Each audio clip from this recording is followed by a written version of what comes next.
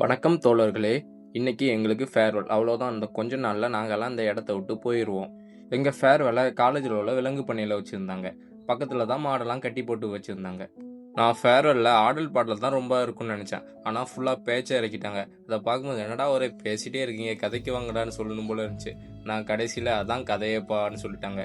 உண்மைய சொல்லப்போனா எங்க கிளாஸ் டான்ஸ் தான் நல்லா இருந்த மாரி இருந்துச்சு. நான் போடுறேன் அத வீடியோல பார்த்துக்கோங்க. அப்புறம் பின்னாடி எல்லாருக்கும் எலுமிச்சை ஜூஸ் கொடுத்துட்டு இருந்தாங்க. எங்ககிட்ட வர்றதுக்குள்ளே காலி ஆயிடுச்சுன்னு சொல்லிட்டாங்க. மன வருத்தம் நண்பர்களே, எலுமிச்சை ஜூஸ் கொஞ்சம் அதிகமாக போட்டிருக்கலாம். என்ன பண்ணுறது, அதுக்குள்ள கம்மியாக போட்டு காலி ஆக்கிட்டாங்க. நானும் வர்றதுக்குள்ளே தண்ணி ஊற்றியாட்டு இது பண்ணிடலாம். என்னது ஐடியா இல்லாமல் இருக்கிறாங்க, என்ன பண்ணுறது.